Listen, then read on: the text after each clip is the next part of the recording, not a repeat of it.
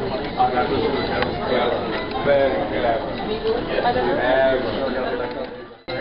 faint lies of the paparazzi. I think it'd be okay. I'd be okay if I tape it, eh? Of course. We're on air for 90 minutes. So I need to know when, I need a little poster. So no trouble. That button right there. Absolutely. 7 shots. Okay. We're ready if you are. Hit them. Get them. Let me know.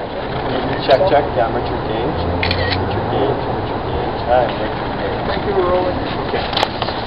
Let's just jump in here. Based on your experience as an architect, what technical terms, what doubt stood out in your mind about the official narrative around Well, we don't have, for instance, in the 9/11 Commission report, any discussion of the destruction of the third worst structural failure in modern history.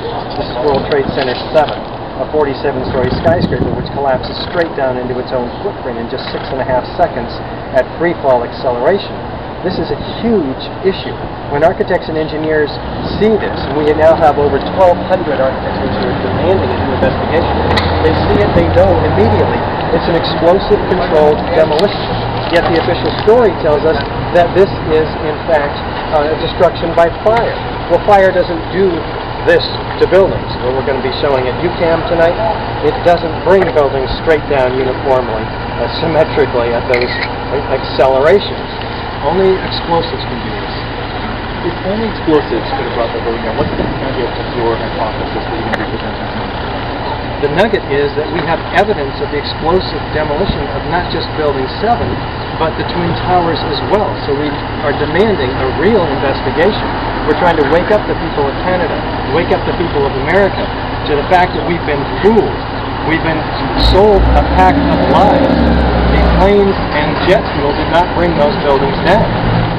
That implies, obviously, that we're looking at some sort of an inside operation. Because let's face it, Al-Qaeda didn't have access to these high-tech, nanothermic, composite explosives found in all of the World Trade Center dust. They didn't have access to these very highly secure buildings, the most highly secure outside the Pentagon. What are the political implications of the truth that this is sort of like a Matrix moment? I mean, what's the implications? The implications are that the American and Canadian peoples have to wake up to the fact that some darker scheme is afoot.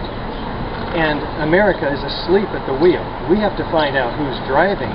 We need a real investigation that finds out who the perpetrators really are, and we need to bring them to justice and wake up and find out what the heck is going on in our country, why we've lost our civil rights through legislation, why we're in 2 wars.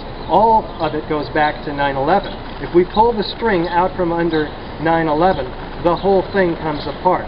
So we're prepared for that outcome. A real, independent, transparent investigation with subpoena power might reveal the rest of the story. You've faced some pretty harsh criticism here in Montreal over American studies that you can develop that called you intellectually dishonest in the papers, called you a liar.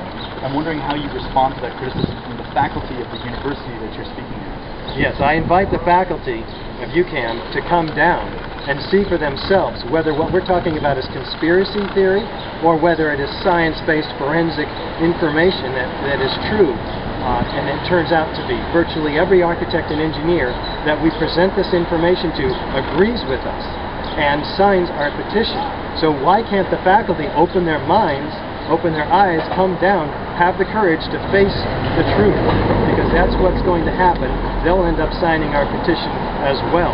They have been fooled, and without seeing the evidence, people tend to call us names. But after they see the evidence, it all changes and their eyes open. You've already made this available online. Why do the speaking tour, why do the city-to-city tour with the tickets in the hall and the money? Because it draws you out to see the truth. The media comes as a result of events in various locations. The media is required in order to let most of the people know about this. I can only speak to 100, 600, 800 people at a time. But with the media, we can get assistance. So we're very honored to have the CBC come out and cover this story. It's crucial that they do, and they have had quite a delay in doing so. Thank God for the fifth estate, at least at the CBC, for telling much of this information in their program on the 9/11 issue. Okay, unless there's anything else you want to add, I'll let you get back to lunch. We're on a tight deadline, and you are too. I encourage every listener to send the AE911truth.org link to every architect and engineer in Montreal and Quebec that they can find, and everybody else that they know. This is crucial information given to the hands of the Canadian people. Thanks very much. Thank you. So the list of the 1,200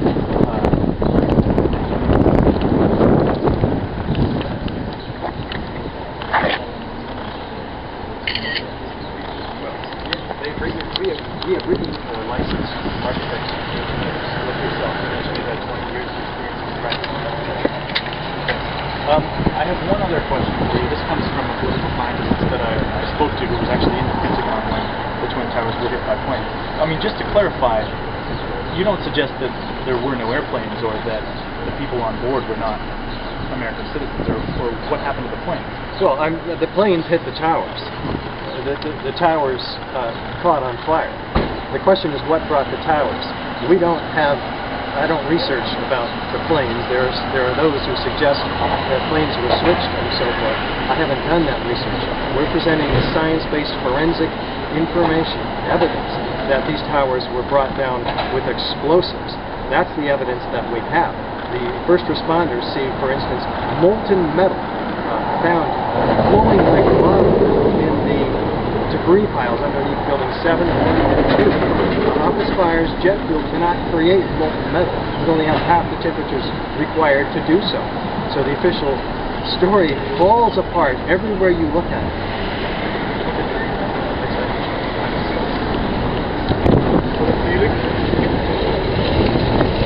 We'll let you get back to it. I don't think we're going to have time for Dr. Ray Griffin. David Ray Griffin. Thanks a lot. Thank you very much. I am not doing any cards, but I can write my email address and my contact info down. Cool. Thanks.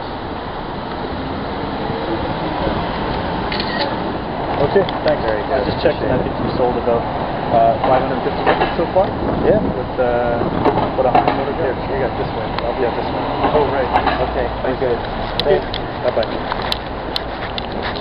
That was good. That was beautiful. Thank you. I got some evidence. I love this. I never thought that I'd be here a year ago. But, boom, here we are. Gotta keep living, eh? Just keep going, see what comes from it, right? Yeah. Might change the world. This is right here in Montreal. That's it. I love this city. Bust through here. I love this city. It's a great city. It is.